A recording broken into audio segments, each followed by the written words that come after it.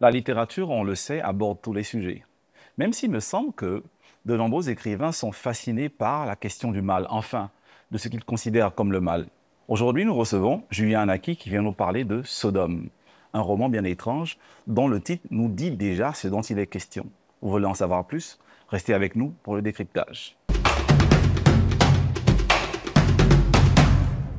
Julien Anaki, Sodome, c'est l'histoire de plusieurs personnages. On a Lot, Idir, Branché, le gouverneur, la femme du gouverneur, Mauve et bien d'autres. Et cette histoire, elle se déroule à Sodome, comme le titre du roman l'indique, et à Tsoar. Est-ce qu'on aurait raison de dire que ce roman, Sodome, est un roman chrétien? Oui, c'est un roman chrétien, mais il fait une incursion dans le monde d'aujourd'hui, dans la vie mondaine. Mais il tire sa source des livres, des religions révélées, telles la Bible, la Torah et le Coran.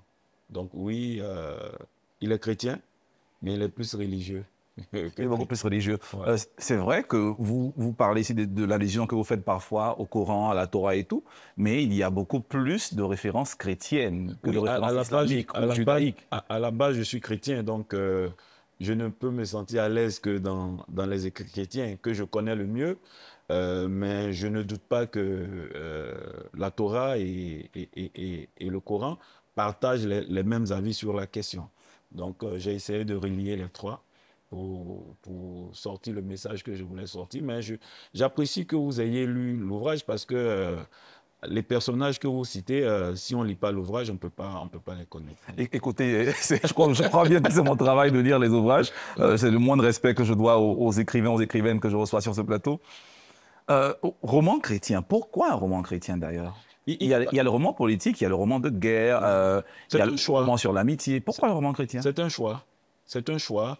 Je ne dirais pas que c'est un roman chrétien. Je dis, à la base, il est chrétien, mais il s'étend dans la vie mondaine. Mais parce que c'est un sujet de société. C'est un sujet de société, le sujet dont le livre parle. On va le dire, Ouais, ouais. l'homosexualité. Voilà, Faut pas avoir peur de le dire. non, j'ai nullement peur. Je suis même très à l'aise parce que, Ok. voilà, c'est pas une inquisition, c'est pas Ça y ressemble, mais on y reviendra. Ça y ressemble. voilà. On n'est pas très loin de l'Inquisition contre les homosexuels.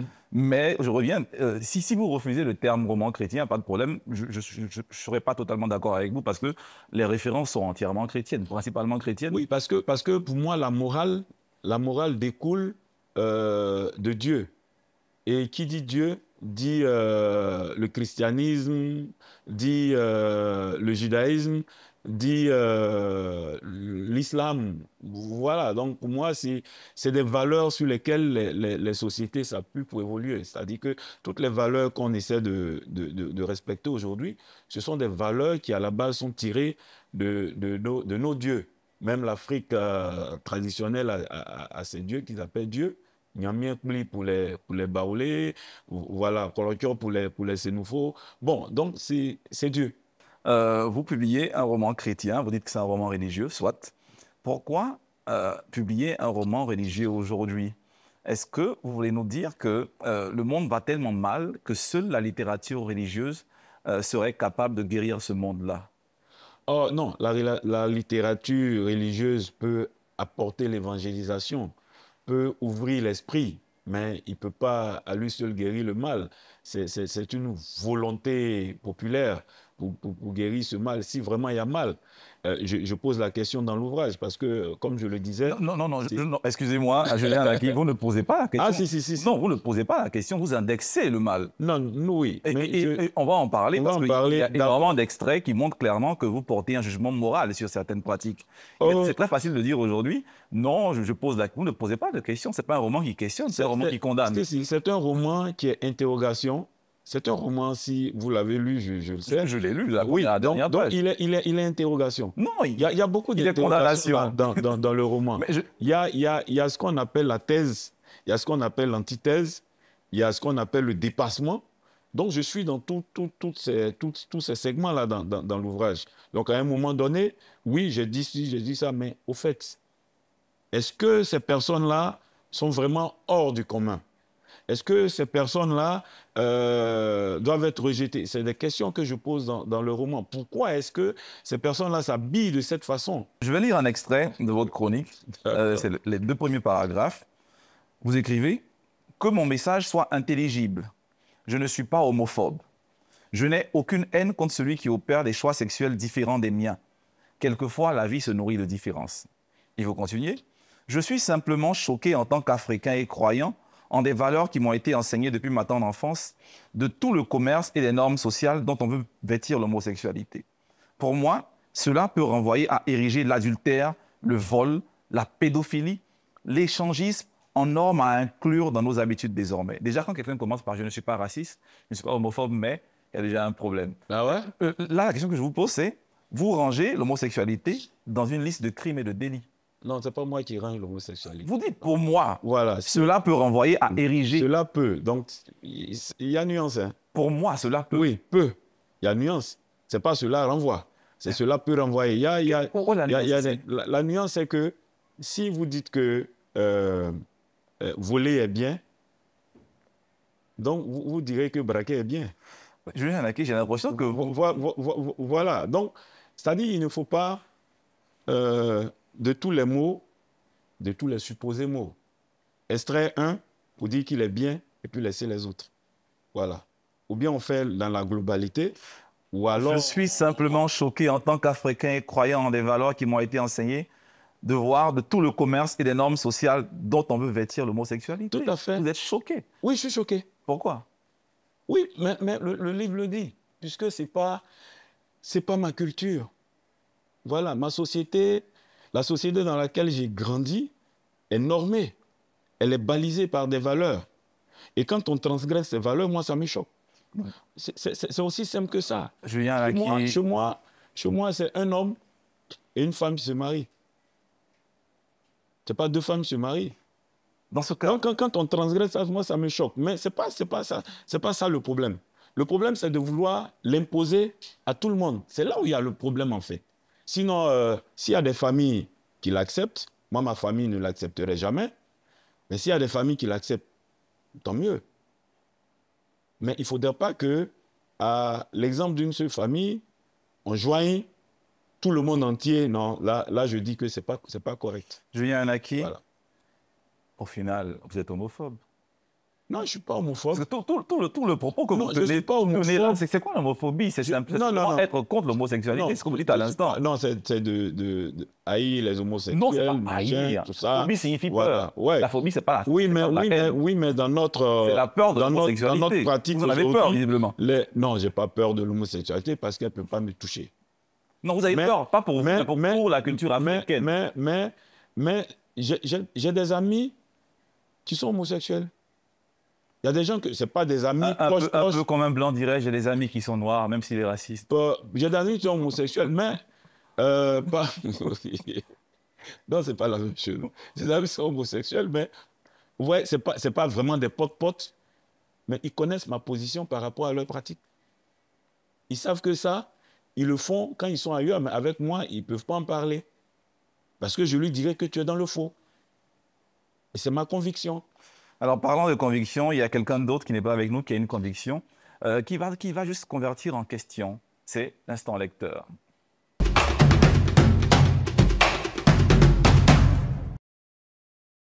Salut, j'espère que vous allez bien. Je suis Watara Awa, étudiante en Master 1 en anglais. J'ai lu votre roman et ma question est la suivante. Dans votre roman, qui définit la norme?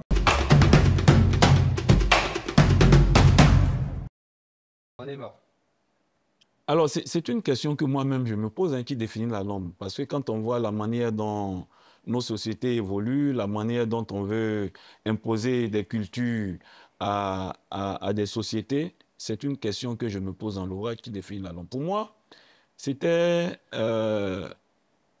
les valeurs partagées par tous qui définissaient la norme. Donc, les valeurs partagées par tous, ce sont des valeurs divines qui définissaient la norme. Mais aujourd'hui, au regard de tout ce qui se passe, je me pose la question, est-ce que la norme est une norme à suffrage? C'est-à-dire qu'il faut qu'un groupe puisse aller dans un sens pour qu'on dise que ce sens-là, il est vrai. je me pose la question, qui définit vraiment la norme? Sinon, pour moi, la norme est définie par Dieu, la norme est définie par nos sociétés traditionnelles, la norme est définie par la Bible, la norme est définie par la Torah, par le Coran. Voilà. Au final, on va dire de Julien Anaki qu'il est le défenseur d'une norme universelle. Parce que finalement, vous parlez de normes définies par la Bible, de normes définies par la Torah, par le Coran, par les valeurs africaines. C'est quoi ce mélange? Est-ce que finalement, on n'a pas une contradiction? Non, il n'y a pas de contradiction parce qu'il y a des éléments sur lesquels les points sont communs. Il peut y avoir des divergences sur d'autres éléments, mais sur le problème de l'homosexualité, toutes ces religions-là se rejoignent. Alors, vous n'allez jamais voir un chrétien, un musulman, un juif, par exemple, et même un animiste proclamer que l'homosexualité est une norme à imposer à tout le monde. Ce n'est pas possible. Peut-être. Voilà, sur ça, il y a un postulat qui est clair pour ces religions-là. Voilà. Aller au-delà, c'est transgresser. Je crois que Julien Anaki n'a pas une réelle connaissance des religions animistes. De nombreux chercheurs tendent à démontrer que les pratiques homosexuelles ont existé également dans de nombreuses cultures africaines. De nombreux chercheurs. Oui, même ça existe, mais c'est pas... En fait, ils se mettent hors. Ils sont en marge. Ceux qui ont fait ça se sont toujours mis en marge de la société. Ce pas des pratiques qui ont été encouragées, qui ont été comment je vais dire ça, qui ont été édictés par la société. Non. Celui qui fait ça, il est en marge de la société. C'est Julien Anaki qui s'en cachait. Non. Il y a autre chose de particulier avec vous, c'est que c'est généralement le réflexe des personnes qui disent Afrique, valeurs africaines, société africaine. Vous généralisez des cultures qui parfois sont nombreuses, sont des milliers et des milliers de peuples qu'on a en Afrique, et vous en faites un bloc comme si vous les connaissez toutes. Donnez-moi une société africaine qui encourage l'homosexualité. Je vous renvoie aux travaux, par exemple, de Charles Guébogo, je vous conseille, qui est un brillant chercheur en sociologie, et qui s'est intéressé à des peuples camerounais, dans lesquels, et même Léonard Amiano en parle dans ses romans, qui avaient des pratiques homosexuelles dites vertueuses, par exemple. Ont des pratiques. Et puis qui sont homosexuels. Il faut bien lire. Qui parle de la pratique, il parle de la pratique, parle de l'acte. Il faut bien lire. Quand ils font ça, c'est pourquoi? C'est pour se reproduire ou bien c'est la société qui l'encourage?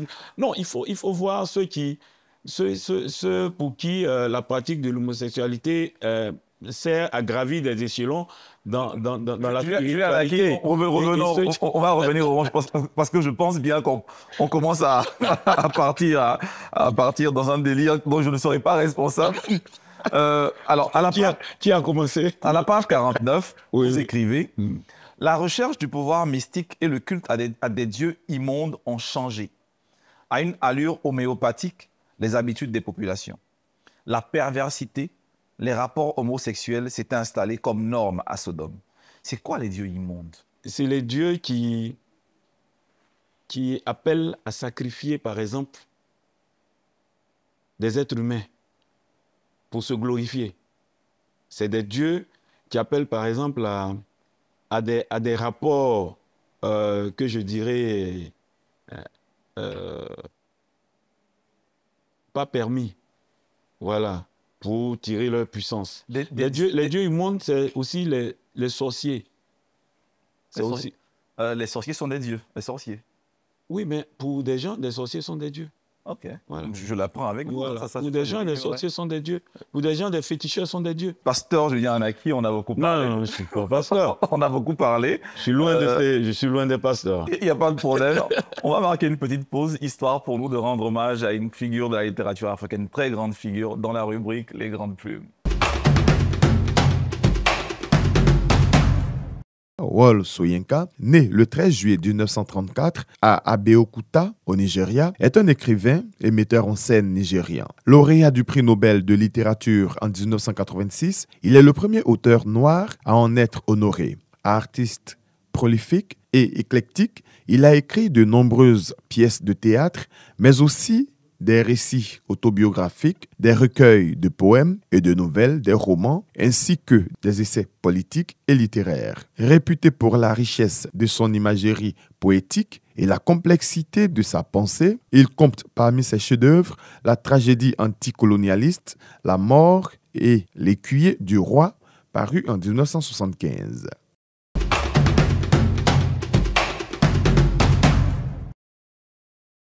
Hacker les années d'enfance ou même la route, voici deux œuvres que je suggère à tous les lecteurs et toutes les lectrices d'entre les lignes de lire le plus rapidement possible.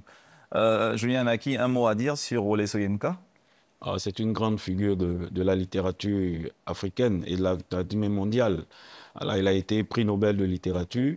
Et en parlant de Soyinka, il y a quelque chose qui me revient par rapport à... Il a eu des échanges avec Senghor. Parce que quand Senghor parlait de négritude, lui, il a parlé de tigritude. Voilà. Donc, ça m'a marqué dans mon enfance. Et Senghor qui est revenu pour dire négritude et tigritude, ce ne sont que des jeux de mots. Celui qui a l'impétueux, et puis il a continué. Tout à fait. C'est un peu ça. C'est en effet une grande figure de la littérature africaine, on vous le souhaite aussi.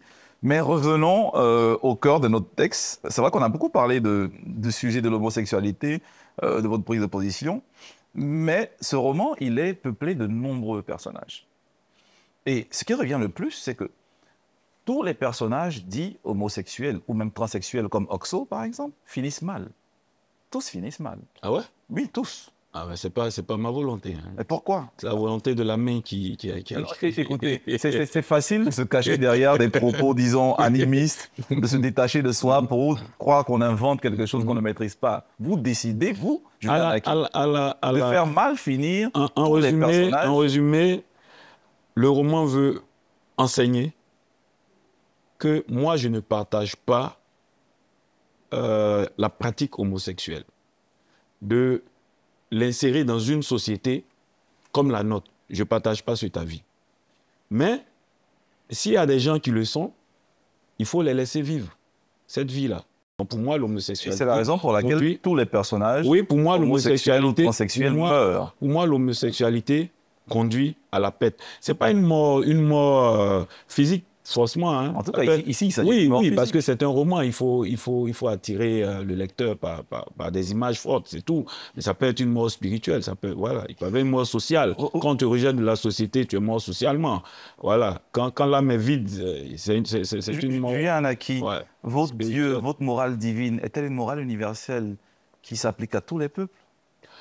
Non, la morale chrétienne, justement, venue généralement ou principalement par la colonisation, est une morale universelle. C'est pourquoi je ne veux pas qu'on vienne nous imposer une morale qui vient d'ailleurs. C'est ce que vous faites pourtant. Non. Excusez-moi, Julien Naki, vous n'êtes pas juif. Non.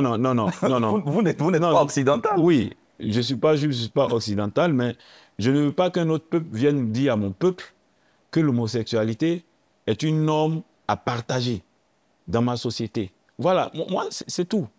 Je ne veux pas qu'on vienne m'imposer quelque chose qui n'est pas de moi. Mais n'est-ce pas le même peuple qui nous a apporté le christianisme? Quitte à ce que... Pardon? N'est-ce pas le même peuple qui vous a apporté le christianisme? Mais qui vous a dit que c'est eux qui nous ont apporté le christianisme? Ah, c'est qui? Mais le christianisme, c'est l'Esprit Saint qui nous l'a envoyé. C'est la meilleure. Voilà.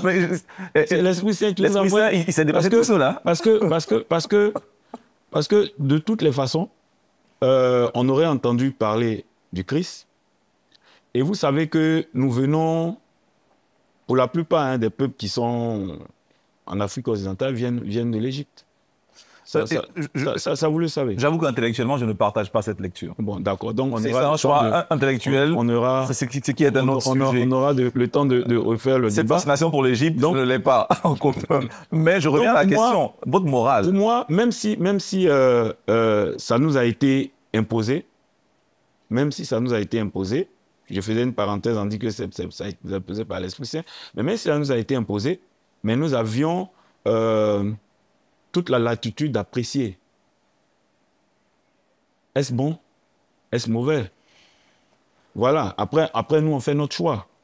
Voilà. Je crois donc, on n'a pas été battus, on n'a pas eu des campagnes de publicité pour dire que si tu ne fais pas ça, on ne va pas te donner l'argent. Non, ça pas été. Julien Naki, je crois que sur ce coup-là, vous ne répondez pas à la question. Votre morale est-elle une morale universelle qui s'appliquerait à tous les êtres humains? C'est ce que je vous dis. Je dis que autant je suis d'accord que ma morale peut ne pas être universelle, autant je refuse qu'on vienne d'ailleurs m'imposer une morale qui est dite être la meilleure. C'est tout. C'est ce que le livre décrit.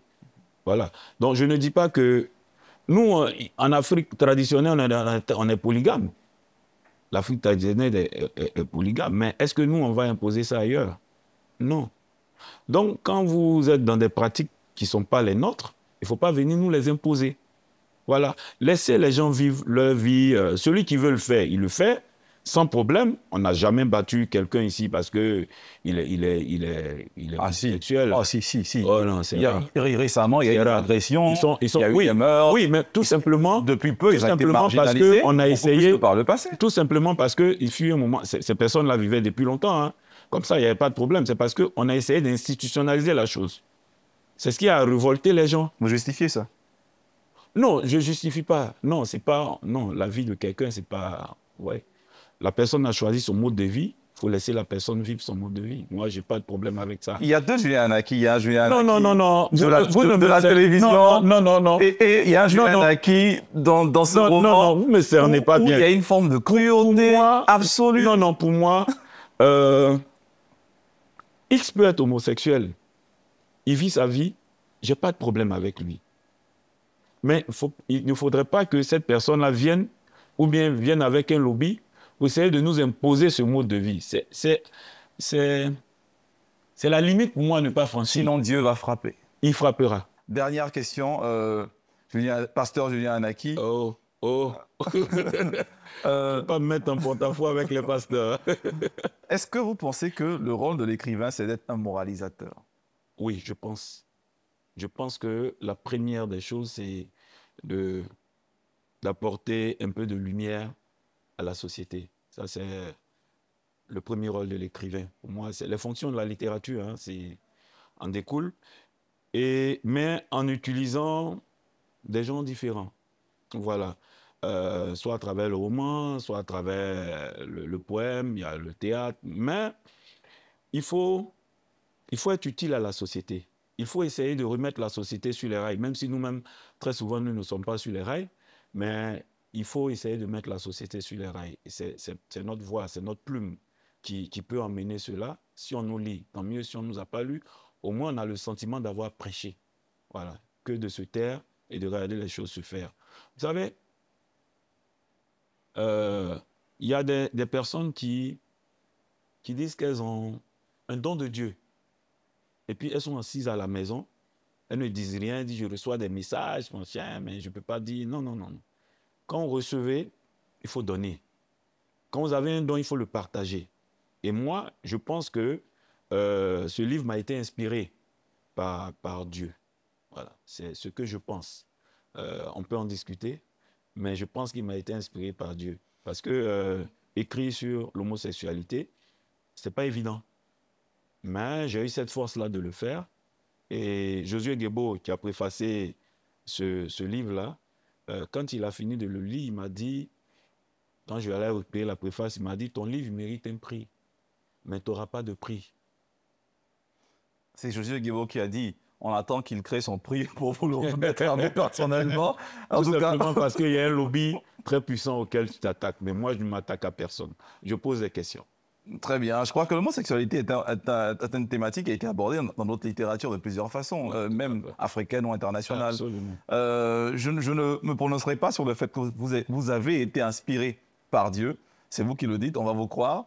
Ce que je peux faire, c'est vous remercier, Julien Anaki, pour ce moment de littérature. Merci d'être passé. On espère vous revoir très bientôt pour un prochain roman, certainement. Ben, merci également. Et puis, le prochain roman, il est déjà sorti. C'est livré. Voilà, qui emprunte aussi des éléments de Dieu, des éléments bibliques. Voilà. Merci bien, Julien Anaki. Et à très bientôt pour parler de livret. À l'instant, nous recevions Julien Anaki. Nous avons parlé de Sodome, un roman sur une thématique qui est bien d'actualité sur l'homosexualité. On espère que ça va pris du plaisir à nous suivre et que le débat continuera chez vous. En attendant, n'oubliez pas de courir vers la librairie la plus proche pour vous offrir Sodome de Julien Anaki. En attendant, comme je le dis chaque jour, lire des livres. Place au slam.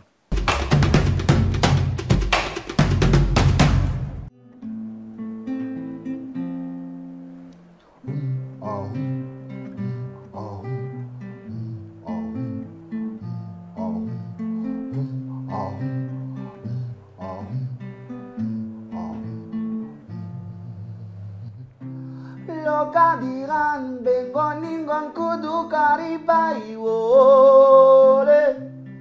Lokadita nangoningon kudu kari. Lokadiran bengoningon kudu karibai wole. Lokadita nangoningon kudu kari. Ngoa. Elle dort à même son sommeil. Chacun de ses ronflements est un souffle d'inquiétude. La nuit est le seul moment où elle voit le soleil. Son père lui avait pourtant dit que le mariage était la béatitude. Elle n'a pas fini d'être un enfant. La voilà mère de 2 gosses qui attendent leur frère. Elle doit lui faire un enfant chaque fois qu'il est en colère. Au commissariat, l'agent de police dit qu'il n'y peut rien, qu'il faut régler cela en famille, que l'amour c'est comme ça, parfois ça vacille. Elles sont tristes et humiliées de chaque réunion de crise en famille. La collade de la dot a tellement jauni leurs dents qu'ils ne peuvent plus blanchir leur fille.